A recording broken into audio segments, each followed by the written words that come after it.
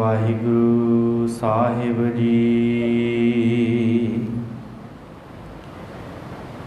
ਗਿਆਨ ਅੰਜਨ ਗੁਰ ਦੀਆ,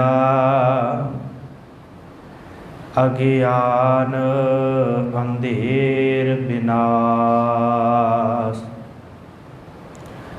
ਹਰ ਕਿਰਪਾ ਤੇ ਸੰਤ ਭੇਟਿਆ, ਨਾਨਕ ਮਨ ਪਰਗਾਸ। ਸਤਨਾਮ ਸ੍ਰੀ ਵਾਹਿਗੁਰੂ ਸਾਹਿਬ ਜੀ। ਸ਼ਲੋਕ ਮਹੱਲਾ ਪਹਿਲਾ। ਬਲਿਹਾਰੀ ਗੁਰ ਆਪਣੇ, ਦਿਉਹਾੜੀ ਸਾਧਵਾਰ। ਜਿਨ ਮਾਨਸ ਤੇ ਦੇਵਤੇ ਕੀਏ, ਕਰਤ ਨਾ ਲਾਗੀ ਵਾਰ। ਜਿਨ ਮਾਨਸ ਤੇ ਦੇਵਤੇ ਕੀਏ, ਕਰਤ ਨਾ ਲਾਗੀ ਵਾਰ। ਧੰਨ ਗੁਰੂ ਗਰੀਬ ਨਿਵਾਜ ਸਤਿਗੁਰੂ ਸ੍ਰੀ ਗੁਰੂ ਗ੍ਰੰਥ ਸਾਹਿਬ ਸੱਚੇ ਪਾਤਸ਼ਾਹ ਜੀ ਦੀ ਪਾਵਨ ਪਵਿੱਤਰ ਹਜ਼ੂਰੀ ਅੰਦਰ ਜੁੜ ਬੈਠੀ ਗੁਰੂ ਸਵਾਰੀ ਸਾਧ ਸੰਗਤ। ਬਹੁਤ ਸਤਿਗੁਰਾਂ ਨੇ ਦਇਆ ਕੀਤੀ ਹੈ। ਅੰਮ੍ਰਿਤ ਵੇਲੇ ਦੀ ਦਾਤ ਸਭਨਾਂ ਦੀ ਝੋਲੀ 'ਚ ਪਾਈ ਹੈ। ਸਮਾਂ ਹੈ ਲੜੀਵਾਰ ਚੱਲ ਰਹੀ ਸ੍ਰੀ ਆਸਾ ਜੀ ਦੀ ਵਾਰ ਦੀ ਵਿਚਾਰ ਦਾ,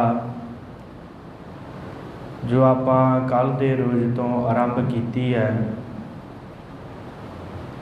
ਸਤਿਗੁਰਾਂ ਦੀਆਂ 3 ਵਾਰਾਂ ਦਾਸ ਨੇ ਦੱਸੀਆਂ ਸਨ। ਧੰਨ ਗੁਰੂ ਨਾਨਕ ਸਾਹਿਬ ਜੀ ਦੀਆਂ ਮਾਝ, ਆਸਾ ਤੇ ਮਲਾਰ। ਇਹਨਾਂ 3 ਵਾਰਾਂ 'ਚੋਂ ਇੱਕ ਇਹ ਆਸਾ ਦੀ ਵਾਰ ਹੈ, ਜਿਸ ਦਾ ਨਿਤਨੇਮ, ਕੀਰਤਨੀ ਨਿਤਨੇਮ ਸਿੱਖ ਸੰਗਤ ਬੜੇ ਹੀ ਪਿਆਰ ਨਾਲ ਕਰਦੀ ਹੈ। ਉਸ ਆਸਾ ਦੀ ਵਾਰ ਦੀ ਵਿਚਾਰ ਆਪਾਂ ਕਰ ਰਹੇ ਹਾਂ। ਕੱਲ੍ਹ ਆਪਾਂ ਵਿਚਾਰਿਆ ਸੀ ਕਿ ਸਤਿਗੁਰਾਂ ਨੇ ਇਹ ਪਾਵਨ ਵਾਰ ਦੇ ਵਿੱਚ ਕੀ ਕੀ ਬਖਸ਼ਿਸ਼ਾਂ ਕੀਤੀਆਂ ਨੇ,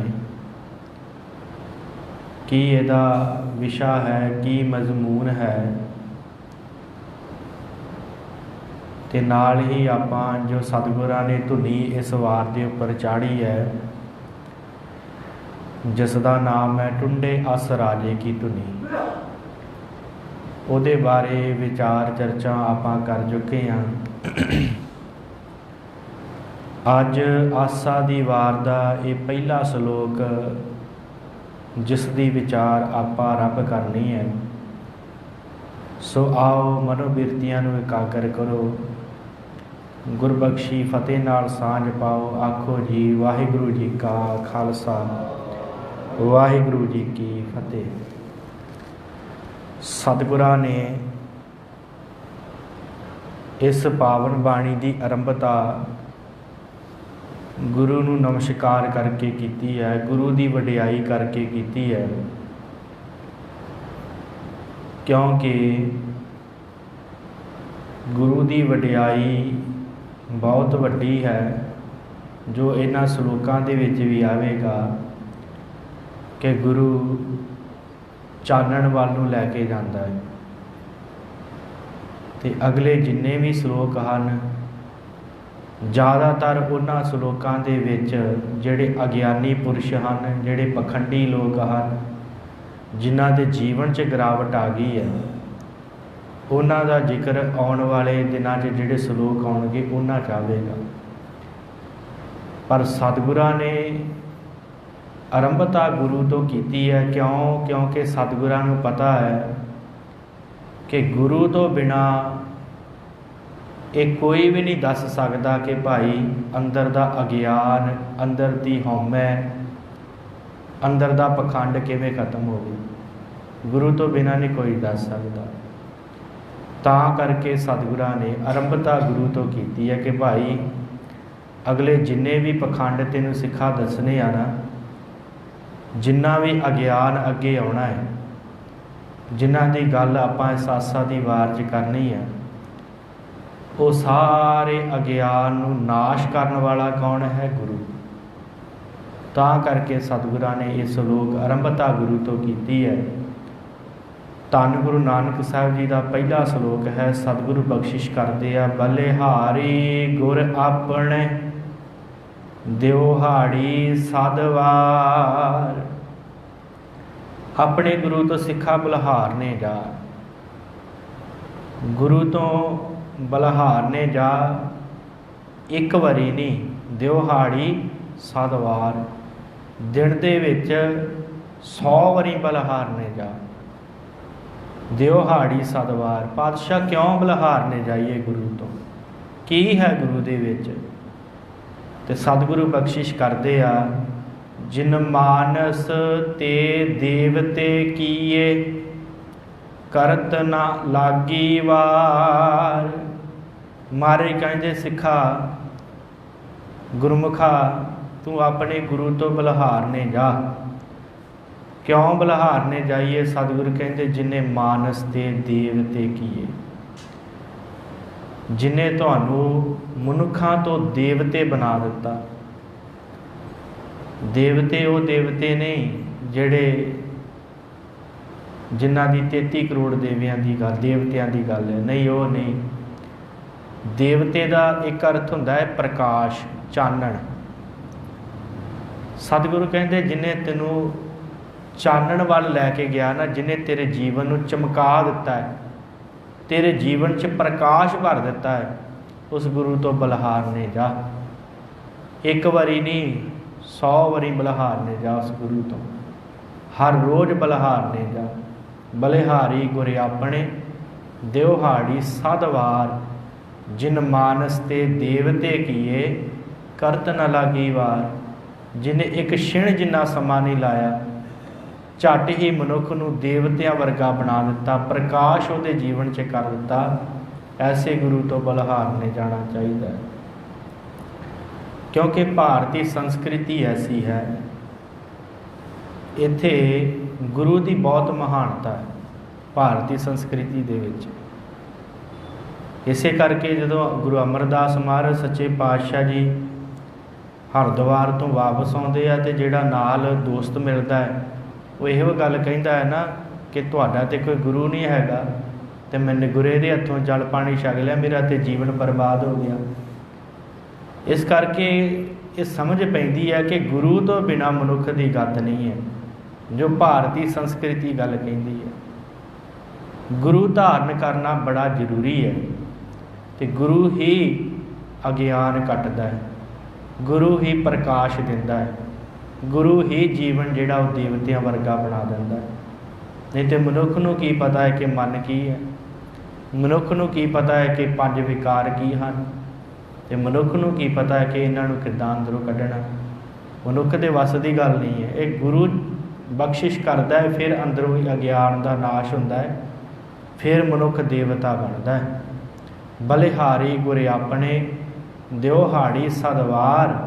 ਜਿਨ ਮਾਨਸ ਤੇ ਦੇਵਤੇ ਕੀਏ ਕਰਤ ਨਾ ਲਾਗੀ ਵਾਰ। ਜਿਹੜਾ ਗੁਰੂ ਇੱਕ ਛਿਣ 'ਚ ਦੇਵਤਿਆਂ ਵਰਗਾ ਪ੍ਰਕਾਸ਼ ਦੇ ਦਿੰਦਾ, ਐਸੀ ਗੁਰੂ ਦੀ ਮਹਾਨਤਾ ਹੈ।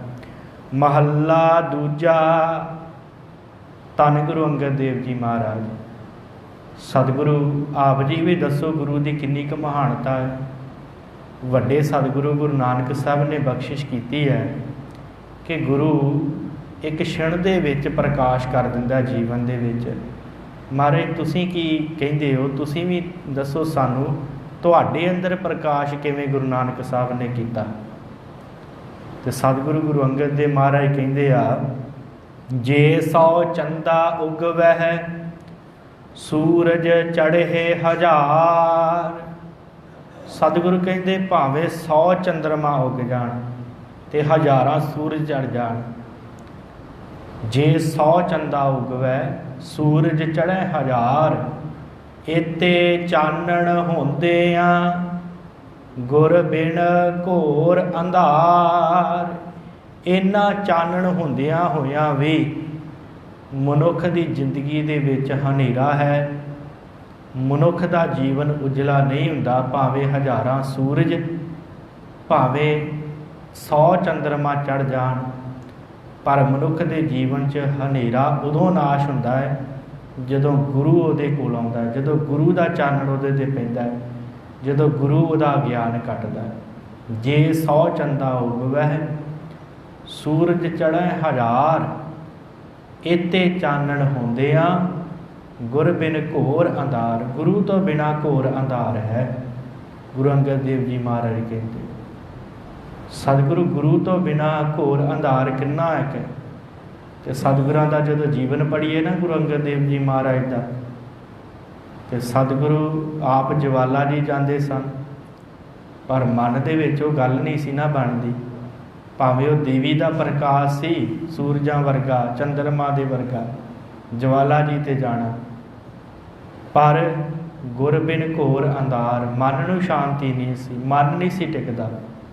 ते जदों सतगुरु गुरु नानक साहब सच्चे पातशाह नूं मिले आ करतारपुर की धरती ते जाके, ते सतगुरु गुरु नानक साहब ने ऐसा प्रकाश दिता कि फिर सतगुरां ने कह ही दिता कि गुरु बिन घोर अंधार है। सिखो मैं भी गुरु नानक साहब के चरण फड़े आ ते मेरे जीवन च चानण आया है।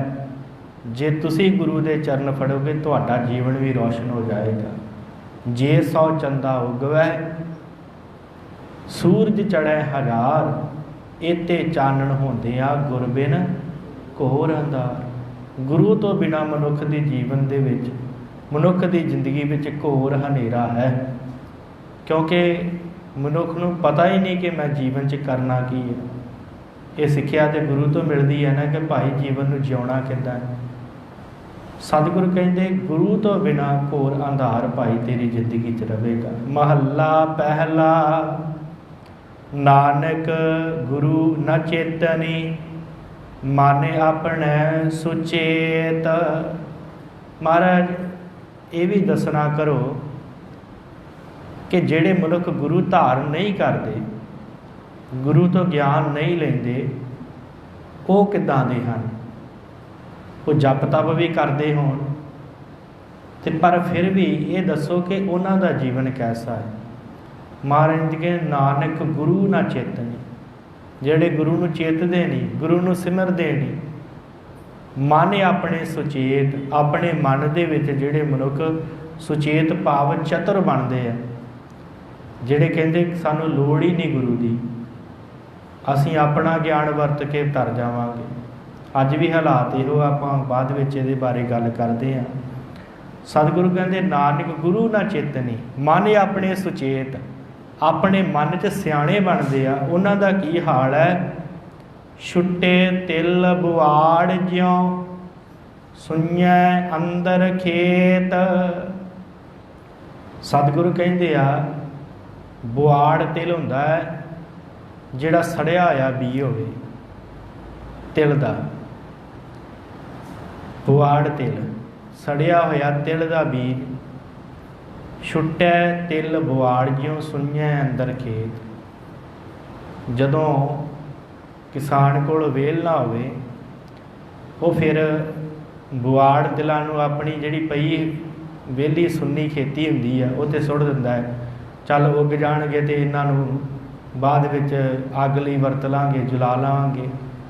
सतगुर कहते उन्हों का हाल ऐसा होंदा है, वो बुआड़ तिलां वर्गे हो जाते हैं, अंदरों खोटे हुंदे आ, अंदर उन्होंने ज्ञान नहीं हुंदा। बाहरों उन्होंने कोल बहुत कुछ वेखण नूं मिलदा है, पर अंदर कुछ नहीं हुंदा। छुट्टे तिल बुआड़ ज्यों सुन्ने अंदर खेत, खेतै अंदर छुट्टिया कहो नानक सौ नाह। सतगुर कहते खेते अंदर छुट्टिया, उन्होंने खेत दे विच सुੱਟ दिता जाता है। कहो नानक सौ नाह, इत्थे 100 के अर्थ कईयां ने 100 भी कीते हैं गिणती च, ते कईयां ने 100 ना के अर्थ कीते हैं नहीं है, ते कईयां ने ना के अर्थ पति कीते हैं, खसम कीते हैं। सतगुर कहते भाई वो जिहड़े मनुख सुन्ने अंदरों, जिन्हां दे अंदर ज्ञान नहीं है, जिहड़े बुआड़ तिलां की तरह है, उन्होंने खेत में सुटिया जाता है तो उत्थे पए उग जाते हैं। तो जे आप अर्थ करिए कि उन्हों के 100 खसम हो जाते हैं, जिमें इन्हां सड़े हुए तिलों के जो किसान इधर ध्यान नहीं दिता, फिर दूसरे आन के उन्होंने वढ़ के लै जाते, चलो अपने चुल्हे च बालांगे, क्योंकि उन्हों फल तो कोई होंदा नहीं, उन्होंने खाली होंदे विचों। इस करके आप जो 100 खसम शब्द लेना है इत्थे, तो ये अर्थ आप कर सकते कि जिहड़ा भी आता उस खेती में वढ़ के लै जाता। कहो नानक 100 ना, कि जे उन्हों का कोई खसम नहीं है, ये भी कह सकते उन्होंने वाल ध्यान नहीं दिता किसान, फिर जिहड़े इस तरह उगते हैं। छुट्टै तिल बुआड़ ज्यों सुन्ने अंदर खेत, कहो नानक वाहिगुरू, खेते अंदर छुट्टिया, कहो नानक 100 नाह, फलिया है फुलिया है बापुड़े, भी तन विच सुआह। सतगुरु कहते आ वो जिहड़े तिलों के बीज होंदे है ना, वो फलदे भी आ फुलदे भी आ, पर अंदर उन्हां दे सुआह भरी हुंदी है, क्योंकि सड़े हुए बुआड़ तिलों तो पैदा हो जाते। इस तरह सतगुरु कहते जिहड़े अपने आप दे विच सियाणे बनते हैं, चतुर बनते हैं, गुरु की सिक्ख्या मनते नहीं आ, गुरु के कहे ते चलते नहीं आ, वो बाहरों देखने तो बड़े सोहने लगते हैं, बाहरों उन्हों सोहना परिवार भी होंदा, धन दौलत भी बड़ी होंदी है, वो अपने आप को जपी तपी भी घुमाते हैं, पर अंदरों सुआह होंदी उन्होंने अंदर कुछ भी नहीं होंदा। सो सतगुरां ने इन्हां 3 श्लोकां दे विच बख्शिश की है कि सिखा गुरु की तेरे जीवन दे विच बड़ी वड्डी अहमियत है। जे जीवन को कमाउणा है तो गुरु के चरणों च लग जा, अपनी सियाणप छड्ड दे जिहड़ी तेरी अपनी सियाणप। पर जे हालात देखे जान ना अजकल दे, तो ये गल पिछे रह जाती है, क्योंकि सिख भी अपनी मत नूं जिहड़ा लैके अगे चल रहे अजोके समय के हालात, गुरु नूं पिछे कर दिता, अपनी मत नूं अगे कर दिता। गुरु ने कहा सिखा इस नदी नूं तू तैर के पार करना है। गुरु ने कहा कि भाई सिखा सामने नदी बहती है, इस नदी नूं तैर के तू पार करना है। सिख ने कहा जी ठीक है। नेड़े किश्ती खलोती सी, बेड़ी खलोती सी छोटी जी। सिख ने कहा गुरु जी तुहानू की पता, वो सामने बेड़ी खलोती है, वो बह के पार हो जाऊँगा। सिख चढ़िया बेड़ी ते पार हो लगा, राह च लहर ऐसी आई उन्हें बेड़ी भी डुब दी तो सिख भी डुब गया। ये हालात अजकल साडे आ। गुरु कहता सिखा जप तप कर, सिमरन कर, बंदगी कर, नाम जप।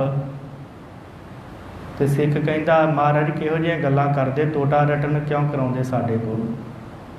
जदों परमेश्वर व्यापक है, जदों साडे अंदर है, फिर उन्होंने जपण का की लाभ? क्यों साडे कोल तोता रटन कराउंदे हो?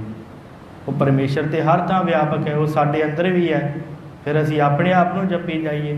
इहो हालात है ना अजकल दे।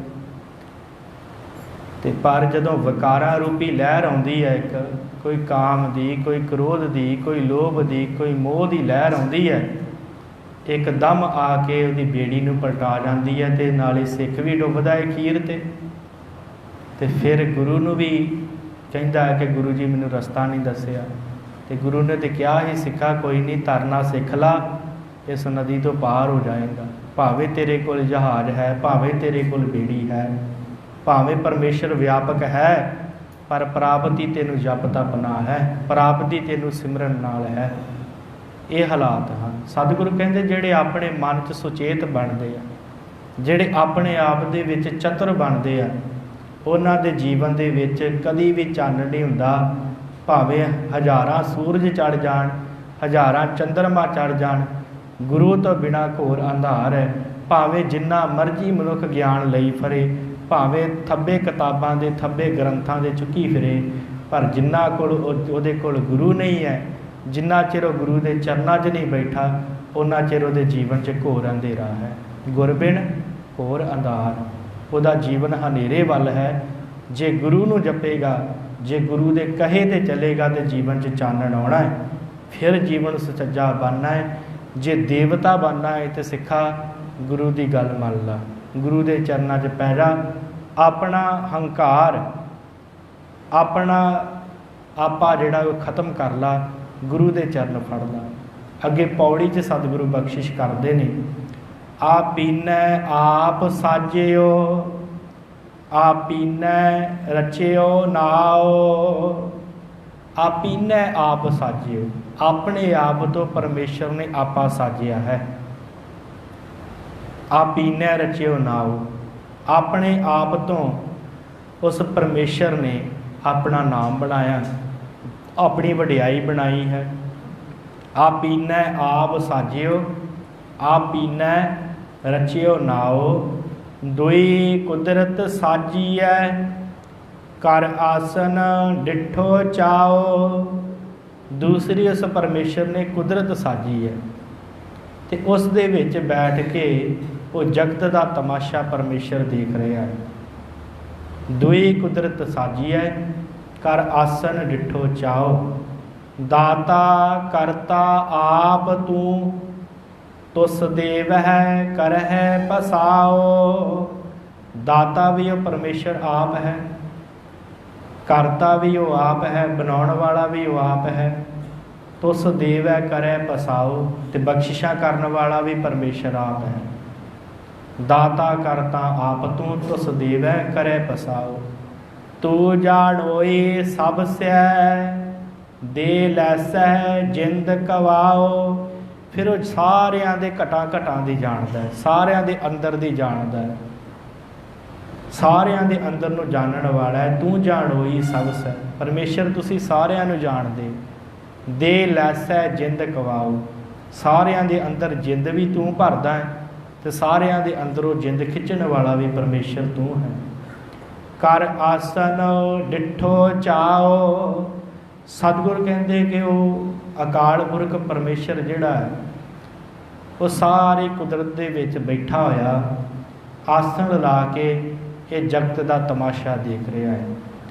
ਸੋ ਸਾਧ ਸੰਗਤ ਇੱਥੇ ਥੋੜ੍ਹਾ ਜਿਹਾ ਰੋਕ ਕੇ ਆਪਾਂ ਸਮਾਪਤੀ ਵੱਲ ਵਧੀਏ।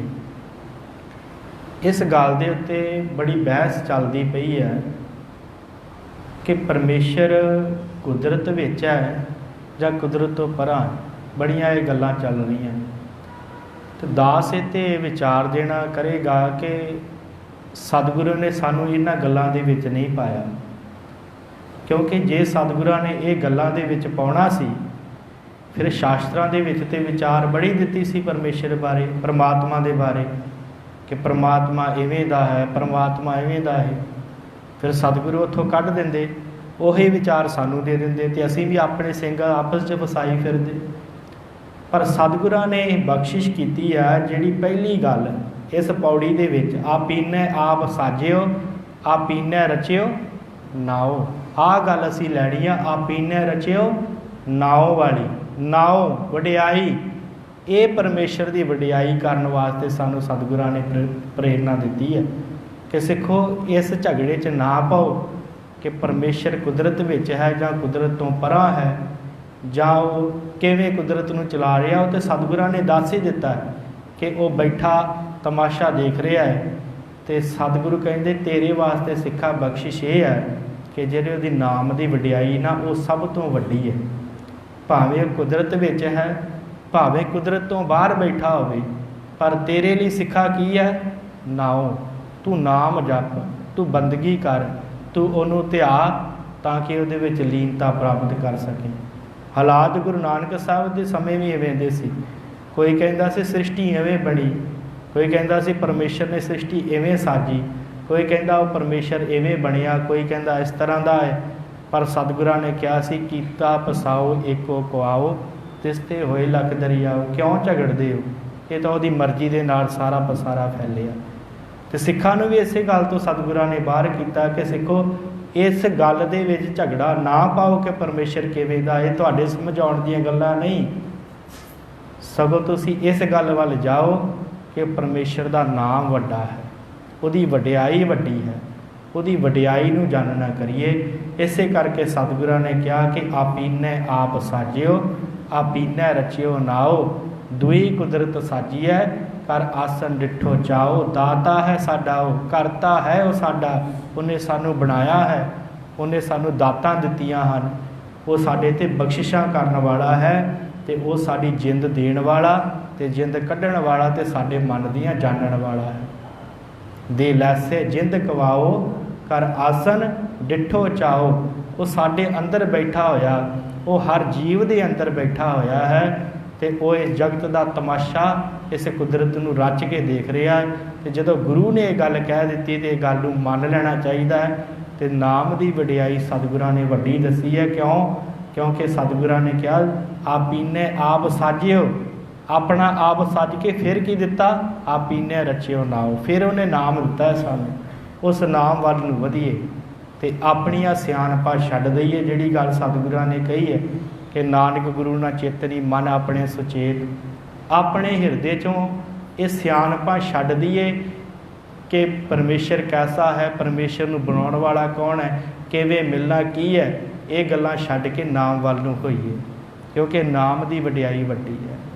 तो जिहड़े मनुख ये गल कहिंदे आ कि नहीं परमेशर इवें दा, परमेशर उवें दा, सतगुरु कहंदे वो अपने मन च सुचेत बनदे, वो चतर बनदे आ।